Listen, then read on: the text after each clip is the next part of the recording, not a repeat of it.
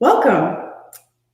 I wanted to start with just a little bit about myself and our winery, and then we can start tasting. And if you have any Ita wines, I invite you to taste along with us and type in any questions that you have.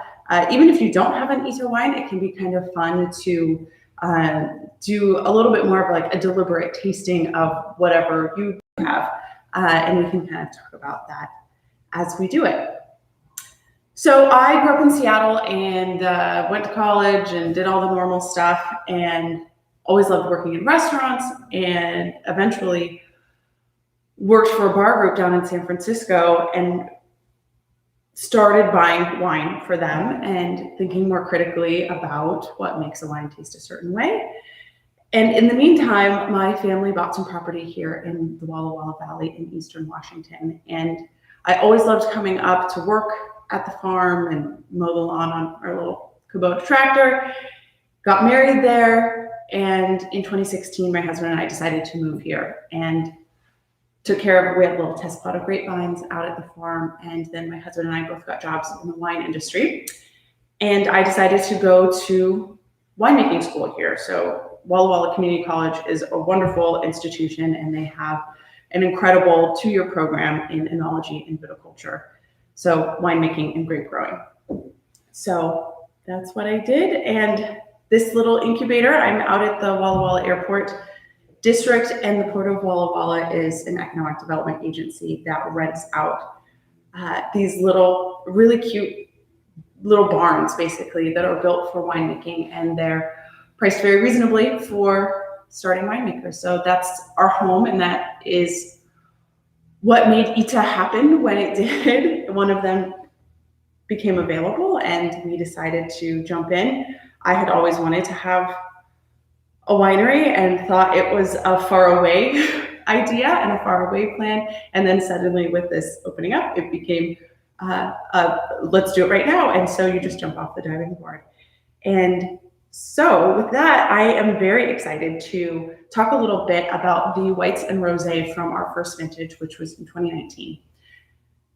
I also made red wines during 2019.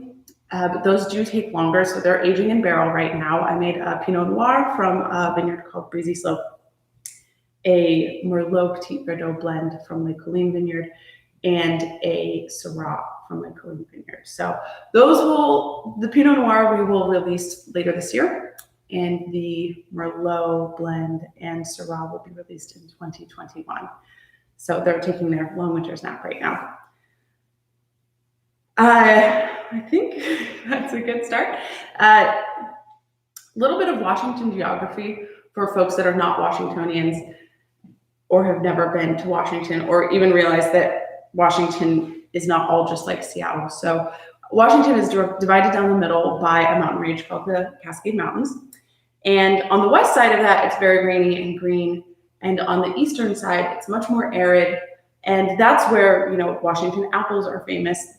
That's where all the apples are grown. Walla Walla sweet onions are grown here in Walla Walla.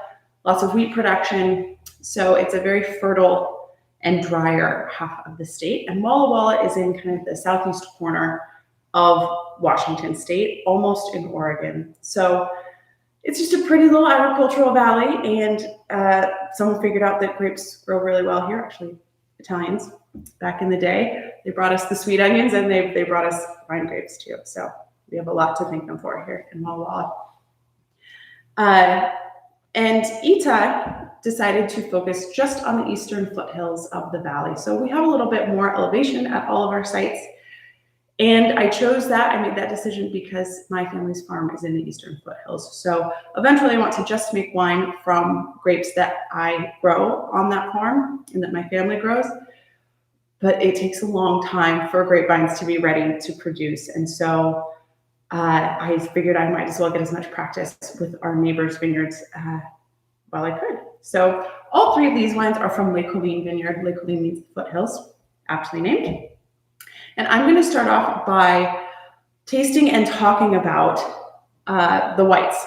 So the whites are both made from the Semillon grape, which is originally from the Bordeaux region of France.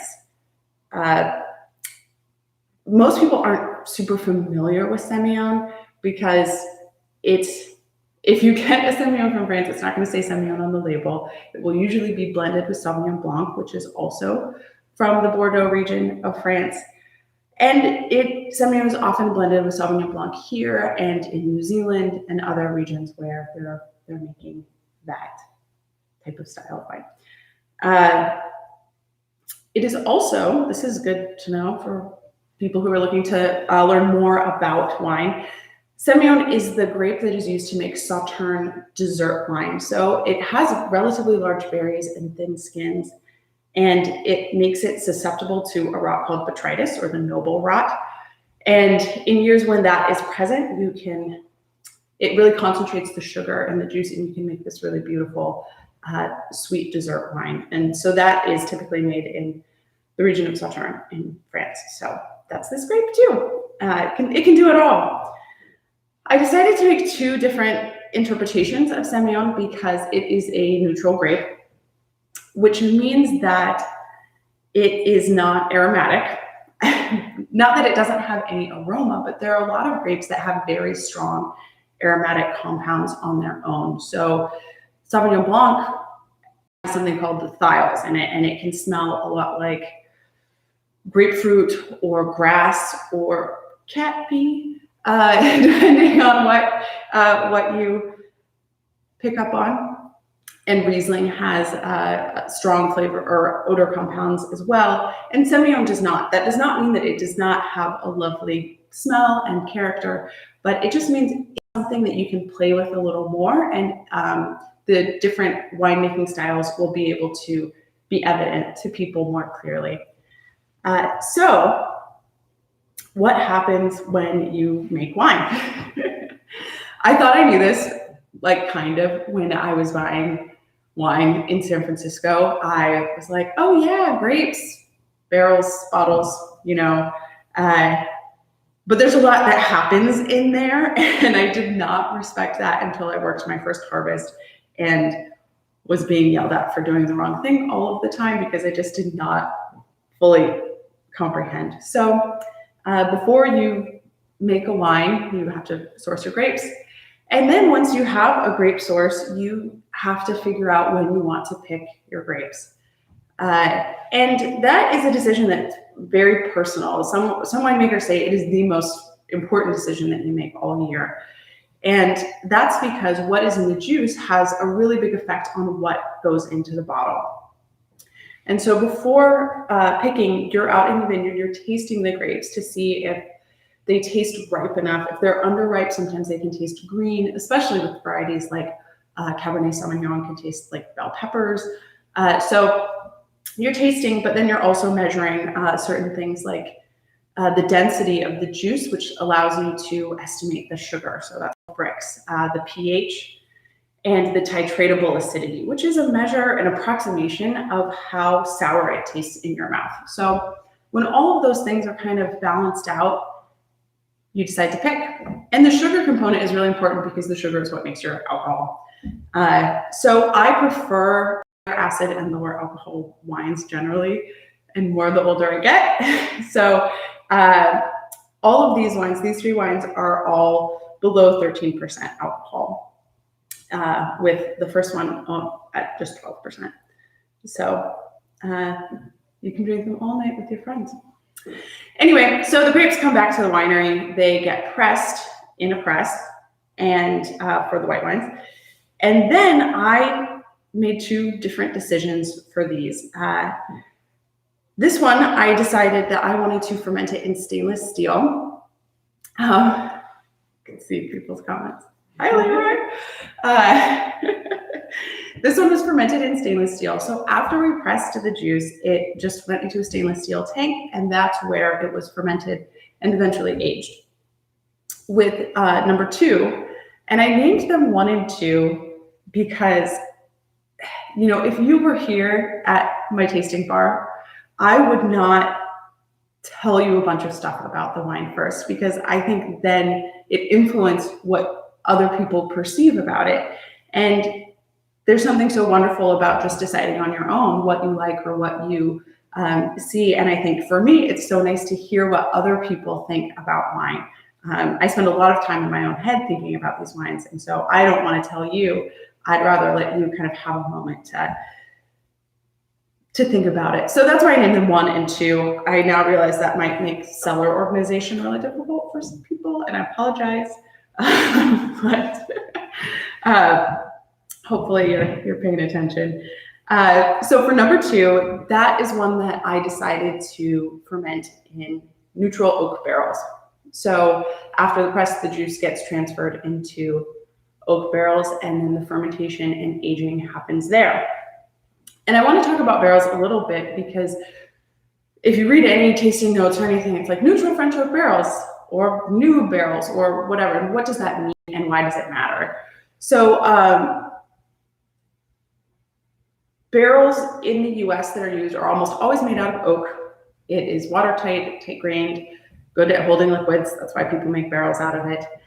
In the past, people have made barrels out of crazy things like acacia and redwood in California back in the day before they realized that then your wine tastes like a redwood tree. So they stopped doing that. So oak is a nice wood for barrels. And there is a difference in flavor between American oak and French oak.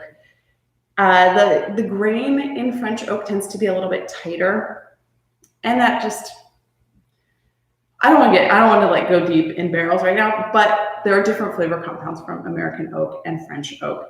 And American oak can sometimes impart kind of coconutty flavors or even like a pickling spice or dill.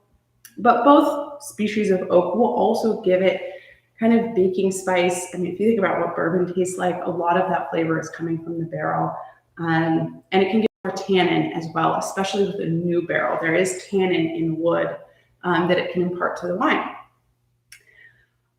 New barrels are very expensive. They cost about €1,000 each, and they can have a big impact on your wine. And I wanted to have a smaller impact on my wine, so I chose neutral barrels, which just means they're barrels that have been filled and then emptied when wine got bottled and then filled again. So they've been used several times, and so the tannins have been extracted from that wood, making it so that wood doesn't impart as much flavor to the finished wine. So this juice was fermented in the barrel, and yeast kind of like being fermented in the barrel because it's round, it has like little places to sit and hang out and make babies, yeast babies, and alcohol for us. So it can be a happier fermentation, and it can be a faster fermentation sometimes in a barrel versus a stainless steel tank. And there are pluses and minuses to the speed of fermentation. With a low temperature, slow fermentation, you can sometimes get more delicate flavors. And with a fast fermentation, sometimes it can go too fast and you can burn off some of those flavors. And then you get more flavors of the actual fermentation itself.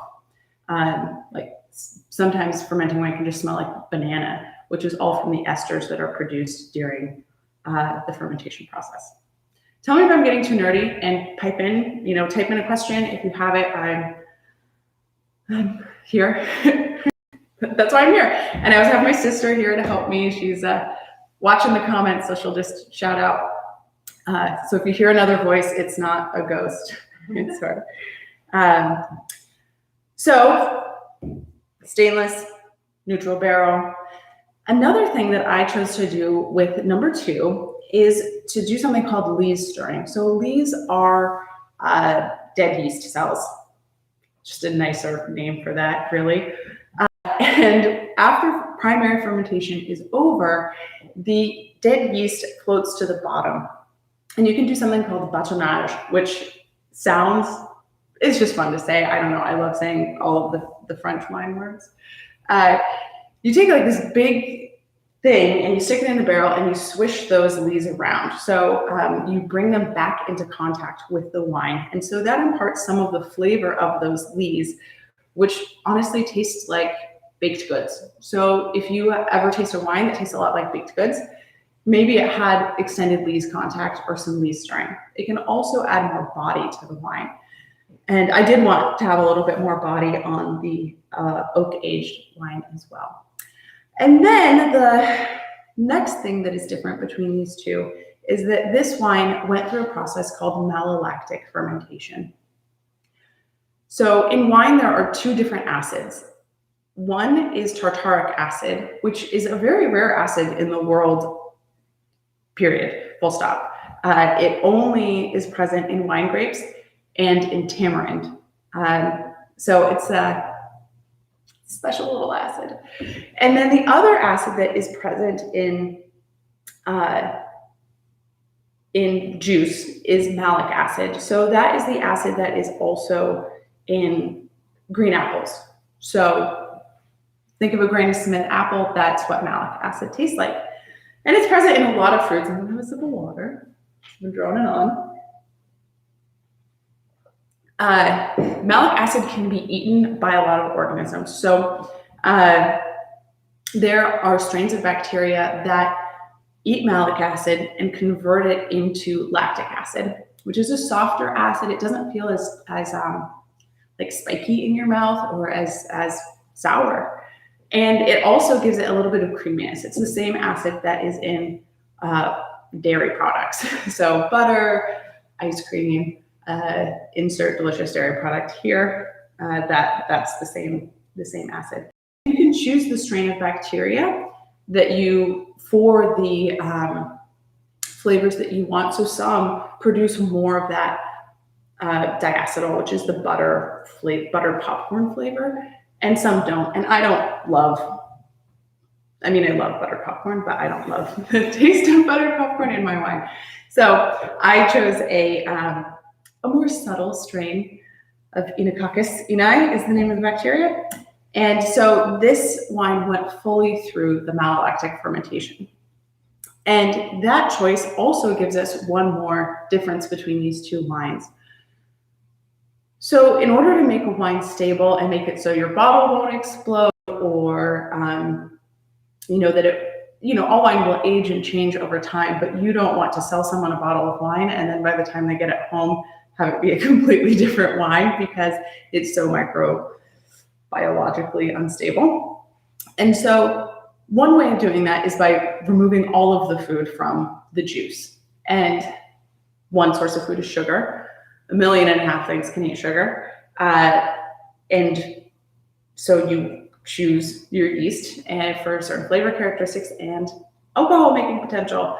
And so once all of your sugar is converted to alcohol, then you can also take all of the malic acid out by going through this malolactic fermentation. And that makes it so your wine doesn't have any more food in it. And so even if some scavenging bacteria came along, they couldn't survive because there's nothing for them to eat. And so I did not filter this wine. I decided we're just gonna, there's nothing there. It's a wasteland microbiologically. Versus for number one, I did not go through that malolactic process. I really love the taste of malic acid. And so I did filter this one. And filtering does change the way a wine tastes. Everything you do to a wine changes it. So anyway, should we try them? All right, I'm pouring them. I'm reminding myself, one is on the left and two is on the right.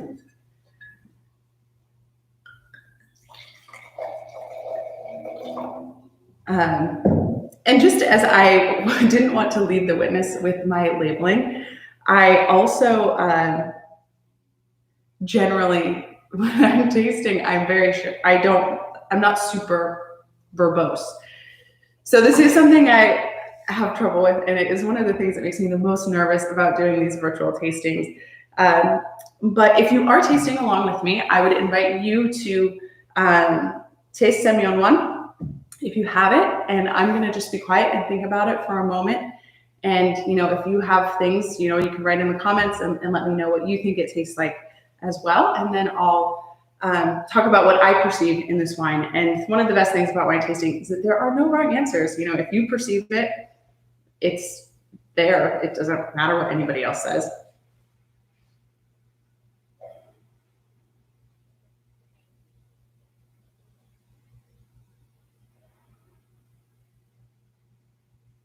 And I really love smelling wine. I have to say, I like drinking wine too, but Sometimes I spend longer smelling when I'm seriously tasting than I do drinking.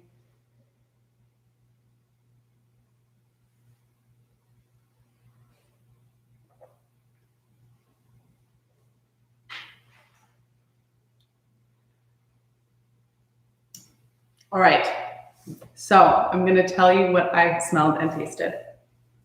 So this wine, to me, it has a really bright acidity, which is what I wanted. It reminds me a little bit of lime or lemon. It also has a little bit of a melon or cantaloupe smell to it, to me, which I really enjoy. Melon always reminds me of summertime, and so that's a happy memory for me. Wine always brings up memories. It's, I once with my friends, I thought, oh, we should have a game where we all taste the same wine, and then we draw a picture of what it makes us like see, the scene that happens in our mind, kind of like wine Pictionary. It was late in the night when I had that idea, so who knows how good of an idea it was, but now the world knows. Anyway, so really bright fruits, and a little bit of kind of like brininess, I think. And some like wet rock. It reminds me of being at the beach, kind of the smells you get there. And then on the palate, this is definitely a lean wine. It's lower alcohol and higher in acid. And those things make it so it doesn't have this like really round feeling in your mouth. So it has more of a linear structure to it. And then the acid, it makes you salivate. So that's a thing that acid does. And it's a sensation that I really enjoy. I love the way that acid tastes, and it makes me want to keep drinking more wine and eating more food and hanging out with my friends. So that's kind of what I'm picking up on from that. But again, there are no wrong answers. But it's a really kind of acid-driven wine. That's who's driving the bus in this wine. And I made it kind of specifically for my palate because I love acidity so much. And I used to be a bartender in San Francisco, and I would make margaritas for people, and I would do my little straw taste and be like, that's delicious. And then it would get to the table and they would say, this is completely undrinkable. It's too acidic. So I didn't make a wine that's that acidic, but it's one that's definitely like for me and all my nerdy wine friends who just love acid. So that's the story on that one. And Semillon number 2, so barrel fermented with the malolactic fermentation and lees stirring. So I'm going to smell for a moment. So if you happen to have this wine in your glass or another wine, you can kind of take a moment and figure out what you think about it first.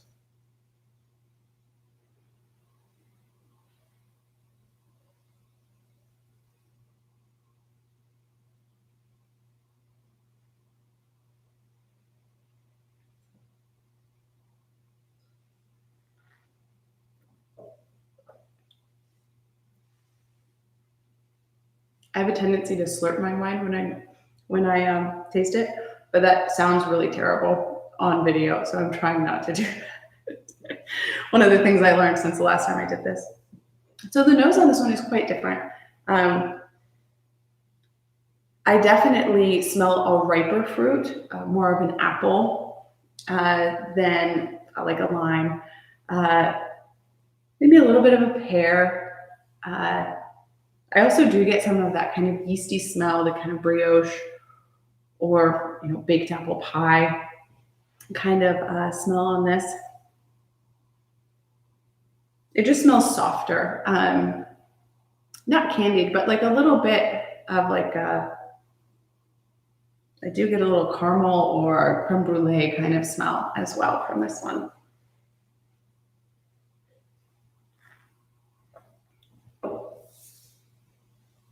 And then on the palate, it's more forgiving as well. So it has slightly higher alcohol, 12.4 versus 12%. And that does give the wine more viscosity. And then you have that lactic acid instead of malic. So it's not as sharp, and it just feels soft in the mouth. So do folks have any questions about those two wines, about Semillon the grape? Food pairings. Do we have a question? No one has asked anything in the chat yet, but I have a question. Okay, my sister has a question. You talked a lot about the choices or why you chose to make 2 of 2 in oak barrel. Can you just talk about kind of like what stainless steel, like why stainless steel, and what that has to do?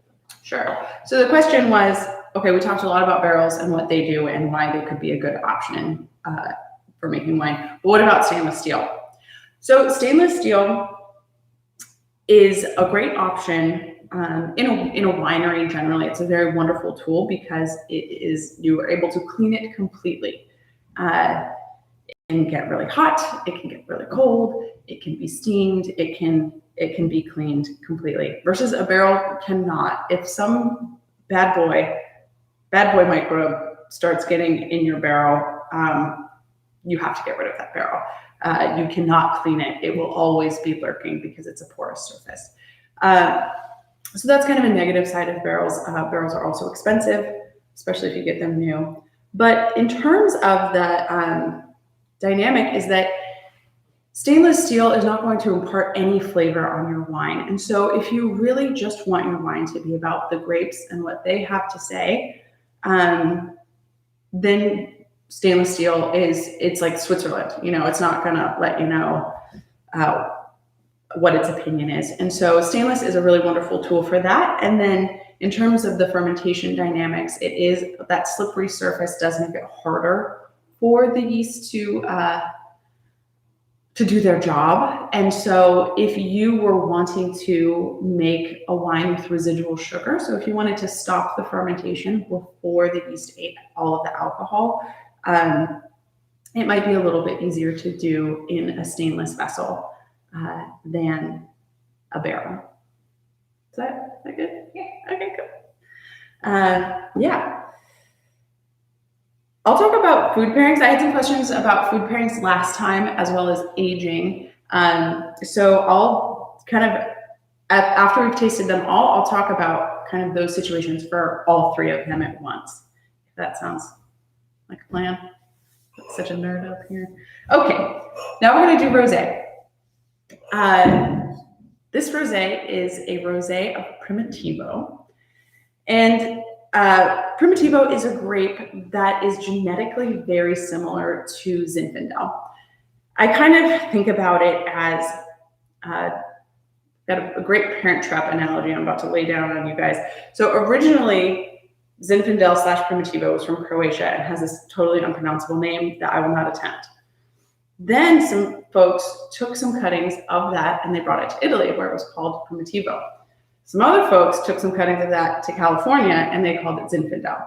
So they're kind of like the twins that were separated at birth, and this one is the Lindsay Lohan with an Italian accent.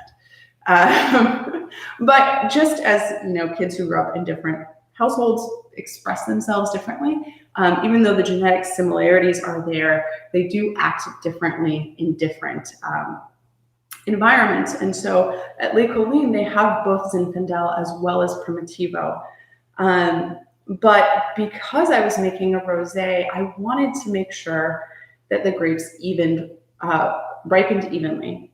And Zinfandel can kind of be notorious for having a really beautiful purple cluster, and then there'll be like 3 completely hard green berries that are so sour. So I thought it was a good choice for that. And for my taste, I look for good acid always and fruit in rosé. So I think Zinfandel generally has that, as does Primitivo. So I thought it would make a really pretty rosé in terms of palette. And it's not something that you see all the time. So I thought it would be interesting to see, to play with it. And I had never made a rosé before last year. I had worked at wineries where they made rosés, but with Semyon, I had made some like garage wine from my family's farm, but I had never made a rosé. So I was a little nervous about it. I'll talk a little bit about the process that goes into making rosé. There are different ways to do it, but it always starts with red grapes. And there are 2 ways of doing it. One of them is called saigner, which is another fun French word, which means bled. Basically, it comes from the word for blood. And in that case, you are picking grapes to make red wine. And then, so that means usually with red wines, you want more alcohol. And you really want to make sure the skins of the fruit are ripe, because during red wine production, the grapes macerate on their skins and they ferment on their skins. So anything that's in that skin is going to be very present in the finished wine. Versus with rosé, that's not really the case. It's a much shorter time. So say you picked a bunch of fruit for your Cab Sauv, which is generally, this is a hot take that I have. I do not like rosé of Cab Sauv. We can get into that later. Apologies if you don't agree with me. That's totally fine too. But so you're making red wine. You have it all in your vat. You've taken the berries off of the stems. You've crushed those berries a little bit. Basically, what you have is like grape soup. And then what you can do is you can bleed off some of that juice and ferment it away from the skins. And then leave the rest of your red wine to ferment normally. And people will do that. Sometimes they can't afford to pick twice to make a rosé and a red wine. Sometimes people do it because they want to concentrate the ratio of fruit to juice, fruit to wine, basically. So there are reasons to do it that way. The other way that you can make rosé is to pick earlier than you would for a red wine. Does it look bad with the sun coming in?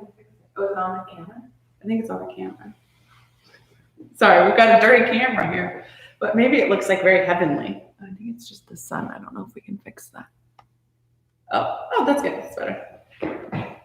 Okay, technical difficulties. So the other way of making rosé is that you pick earlier, and so you have more of that acid, and then you take the wine back to your cellar. You kind of do the same beginning process of a red wine. You take the grapes off of the skins, you might crush them a little bit, and then you have your grape soup again. But what you do is after a little bit of time, you take that whole bunch of grape soup and you put it in your press and you press it off. So it doesn't ferment on the skins. It just has that contact to color the juice. So that's what we did with this. So it had 6 hours of skin contact, which I was worried about the color of this wine. Not that it really matters. I think, if it tastes good, that's what matters. But people are really into pink wine these days. And so I was worried about the stability of the color. Primitivo and Zinfandel have a tendency for the color to not be a very stable compound and to drop out over the course of fermentation. I mean, that's why white Zinfandel is a thing. So I was like, oh, I don't want to make white Zinfandel. And so I spent 6 hours on the skin, but the color turned out beautifully. And I think that the fruit character also turned out really nicely. So after that pressing process, it was treated very similarly to number one. So it was also fermented in stainless steel. It also has some malic acid left in it. It was filtered to make sure that it was a stable wine. So aside from the fact that these are made from completely different grapes, and this one had 6 hours of skin contact, it was quite a very, very similar process to make these two. So I'm going to taste again.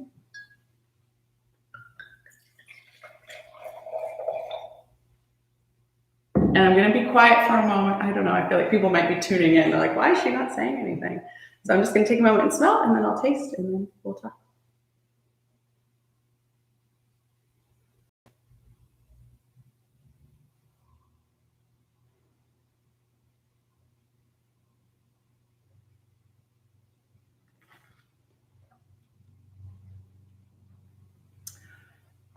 So this one, I definitely smell and taste some red fruit flavors, which makes sense because it was made from a red fruit, which is a red grape.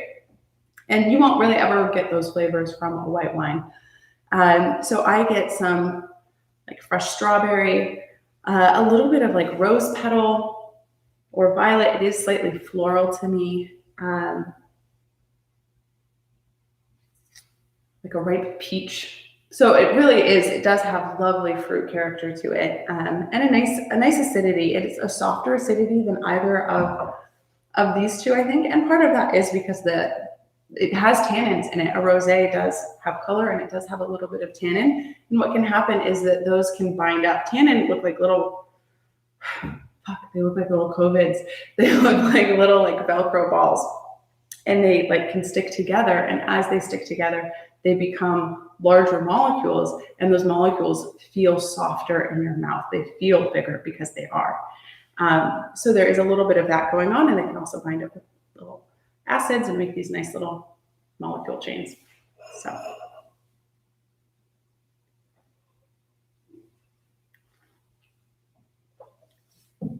Yeah, I think that's just a nice rosé, nice for the porch. We've got some questions. We've got some questions? Oh my gosh, I'm so excited. Okay. So Julie Hill in Seattle. She says she's curious about the difference in taste between Semillon 1 of 2 and a Chardonnay. That's a great question. Or maybe 2 of 2. Yeah, 2 of 2. Sure. Or just in general, maybe. Just in general, yes. So Chardonnay is another neutral grape.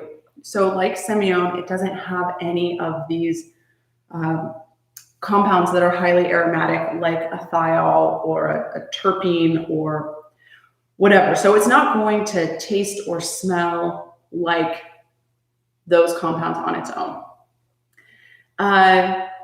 Chardonnay berries tend to be smaller, and so the ratio of skin to juice is higher. Is that right? Lower?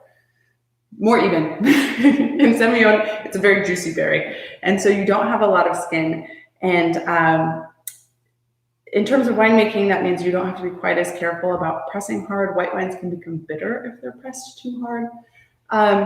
And then there's also the dynamics of ripening and how quickly acid drops out. So as a grape matures and concentrates more sugar in the berry, it can lose acid. So it actually can respire out malic acid as it builds up sugar. And so sometimes if you have a really high alcohol wine, it might not be as acidic. All wine is acidic. That's something that should be of note. A wine that is above a pH of 4. Julie's a scientist, so I know she wants to know stuff like this. Is very rare and can present problems because on the microbial level. But anyway, as grapes mature, the acid level drops, and I think Semillon is more prone to that than Chardonnay.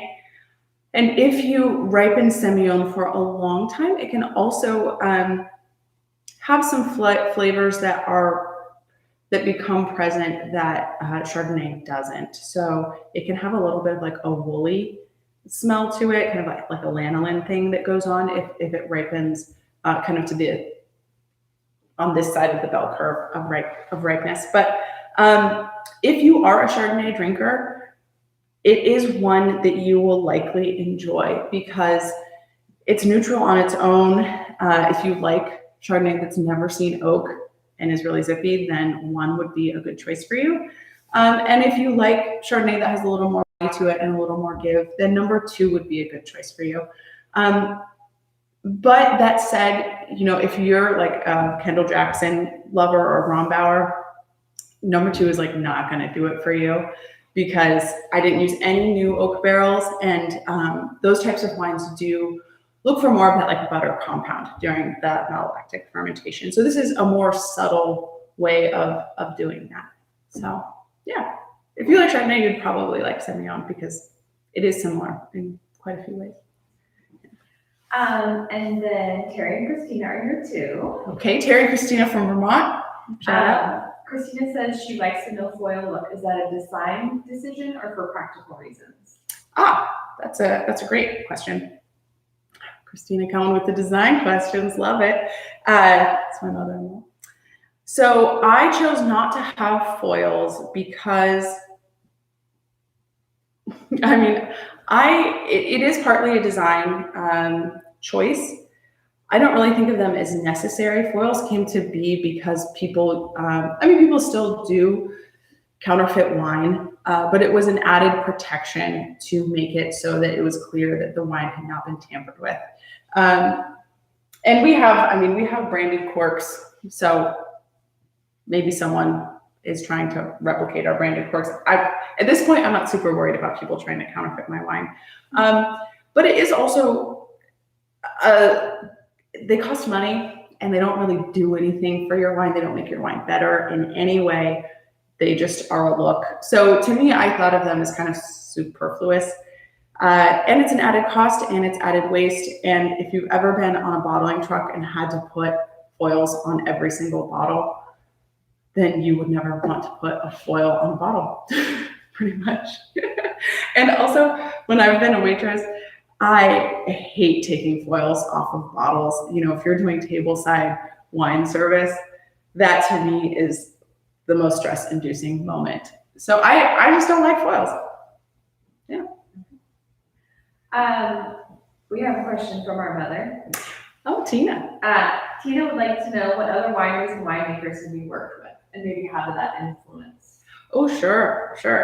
So when I first got to Walla Walla, my first wine job was at Albro Itämeri, which is owned by Tom Glaze, and Tyler Grennan is the winemaker.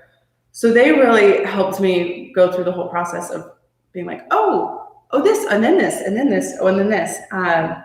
And Tyler especially is still a mentor of mine, and he loves making white wines and really respects white wines. And so that kind of lit a little spark for me on that side.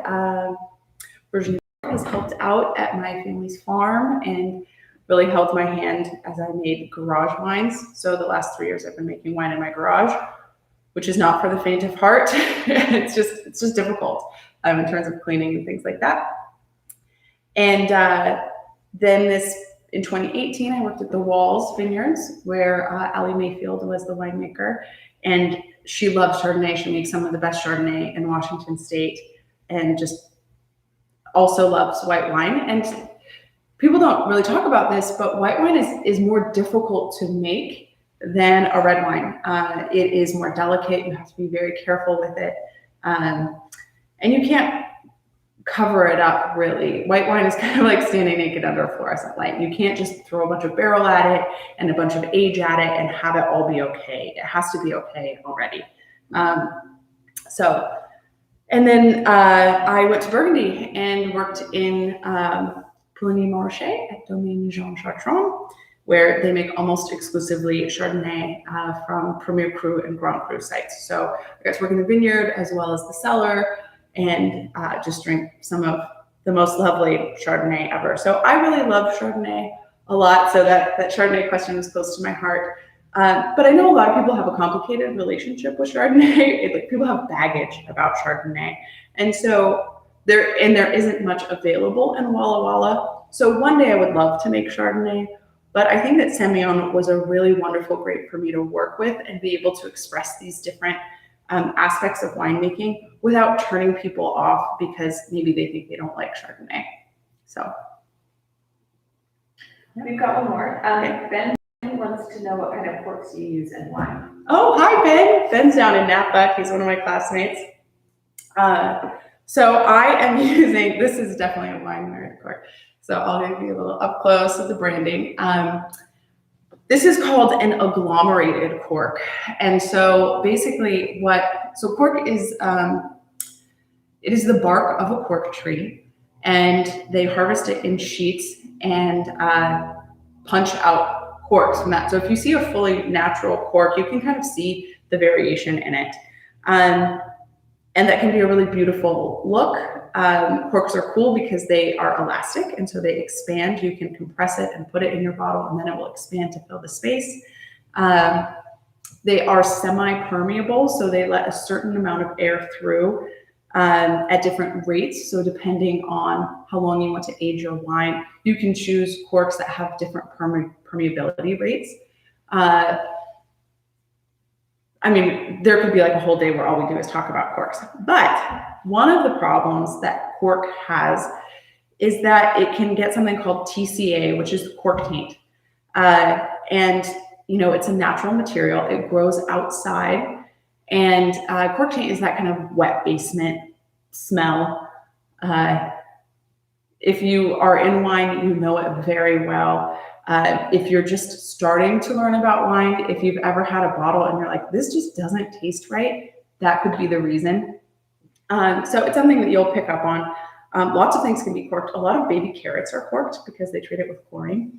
So I have friends who will not eat baby carrots because a lot of times they have cork taint. Anyway, but one way that you can get around that is by having an agglomerated cork. So basically what they did with this is they ground up a bunch of cork and they put it through a process. It's actually the same process that they use for decaffeinating coffee. So the one they use to like remove the caffeine molecule from grounds, they use that to remove any of the cork taint molecule from the cork. And then they stick it back together. So I chose a cork like that because it's safer for the wine. It's guaranteed not to have cork taint. So if you ever do open a bottle of Ita wine and it has cork taint or funny smell or flavor, just let us know. And we can send it back, like save your cork. We can send it to our cork supplier and they'll test it. And if it has cork taint, we will get paid for the bottle and you'll get refunded. So you'll get a new bottle of wine and we get paid for the bottle of wine. So it's all good in life. So that's why I chose this one. And I also chose a real cork as opposed to like a screw cap, which are also very good for your wine and you don't have to worry about cork taint. But I love the process of pulling a cork out of a bottle. So it was, for me, somewhat sentimental. Yeah. Thanks, Ben. Those are all the questions that have come in. Okay, cool. Nicole is here, Albro. Oh, hi, Nicole. She was here last time, too. Oh, Yeah. She says they're drinking coffee poison. Very good. Very good. What time is it? It is 4:47. 4:47. Okay. Do we want to talk about pairings? I talked about pairings last time because people asked about it. Yeah, I do like that. Yeah, people like that. So I'll drink wine anytime with anyone. So you could certainly do that with these. But if you're looking to have a pairing that will really elevate both the wine and the food, there are a couple of rules of thumb to follow. You can either go like with like. So a racy acidic wine with an herby lemony salad or oysters with mignonette is a good pairing. So both sharp, fresh flavors. Or you can go opposite day and pair lean acidic wines with really rich food. So, I was thinking of, I sent some wine to a friend. What friend bought some wine? One of my husband's college buddies. And he was like, so should I pair this with pizza or KFC? And I was like, actually, KFC is a great pairing for Semillon number one because it's really rich. The food is really rich and fatty. And then the wine has the acidity to just cut through that fat and make you want another bite of chicken. And then that bite of chicken will make you want another sip of wine. So they kind of tag team with each other like that. And so the same rule of thumb kind of works across the board. All of these are fairly highly acidic, but the number two does have rounder flavors. So I like to think of having that with something like chicken piccata was the example I used last time, a mushroom risotto, something that has also maybe a creamy element to it because this one went through ML. It has a little bit of that creamy note. So they'll kind of like call in response to each other. And cheese, always cheese. There's a joke in the wine community that if you have a wine that tastes bad, just give someone cheese with it because it'll make your wine taste better. But cheese pairs beautifully with most wines.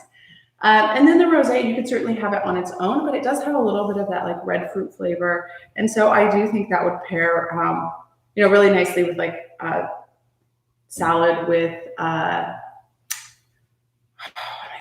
fruit in it. Yeah, with strawberries, things like that, or like prosciutto and melon, things like that. Really summery food, grilled foods as well. So that's what I would say for pairings with these. And then I asked tour. Are there any other questions? Julie has Oh, another okay. question. Yeah. Why use cork instead of screw cap? Oh, just because I like pulling a cork out of a bottle. But there's no like, I know when people started using screw caps, there's kind of like a. Oh yeah. So I think at first when people started using screw caps, they weren't as good as they are now. So now they've made it so that screw caps can mimic the permeability of a cork. So you can choose a screw cap with different levels of permeability. I'm going to go sciencey. Oh, I can't wait to talk to Julie about wine science later. But what can happen if you have a completely closed system is that your wine can become reductive and it can make bad smells. So if you ever have had a wine that smells like canned vegetables or kind of farty, it can be reduced. And so that happens when there's reduction oxidation reactions. When those are leaning more towards the reduction side, you can get these stinky flavors. And I think that's an issue they've had a little bit with canned wine now as well. So that was one of the early problems with screw caps. And then there's also the perception, especially early on, now more people are saying, no, you can have a really high quality wine under screw cap. But there was a perception that it was cheap wine. And I think that's going away, and with good reason, because it is probably the best. It is the best for the wine. But I made the choice because to me, it is part of enjoying a bottle of wine is the ritual of opening it. And I felt like I made the safest choice for my closure that I possibly could while still retaining that. So with the TCA-free corks. So, yeah. Okay, we're going to do a little tour. I hope you guys enjoyed this. If you do have any other questions, just hit me up. I'm around, hanging out all by myself in my winery. So I'll give you a little tour around. So as I said, this winery is out at the incubators in the Walla Walla Airport. So it's a rental. So I can't do a bunch of renovations, nor could I afford to. So I've gotten like really handy with DIY. So I do want to give you a little like DIY tour. So this tasting bar, it was like old bookcases from the Milton Freewater Library System that we just slapped some paint on. My mom and sister helped me. And then these are just butcher block tops from Home Depot that I put polyurethane on. You're going to be in the shot. Okay. It's my sister on the couch. Sarah is her name. So just great, like thrift store finds. I found this at a thrift store, this awesome couch, originally from CB2. And then these awesome chairs also at the country store here in Walla Walla, and a friend of the family made new cushions for them. So yeah, just nice. The ladder was where the laptop was. I'm only going to show you the clean parts of the winery. Lots of blue paint, so the same color as the labels. We redid the lighting here. Should I show them the bathroom? That seems weird. But we did, what? No. But we did a lot of work in the bathroom. The bathroom looks pretty good for a little rental bathroom, but everything used to have like fluorescent lights everywhere. I'll show you outside. We still have to do landscaping, etc. But you can kind of get an idea of what our little incubator compound looks like. It's really cute. So they're all a different. I just finished up our sign. Oh my gosh, I'm so bad at this part. Oh my goodness. So yeah, that's it. I can't wait till we can all taste wine together, and I don't have to just talk to a screen. But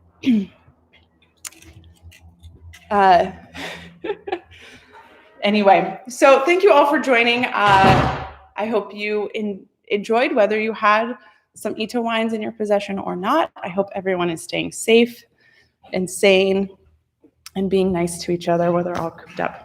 All right, I'll talk to you all later. Bye.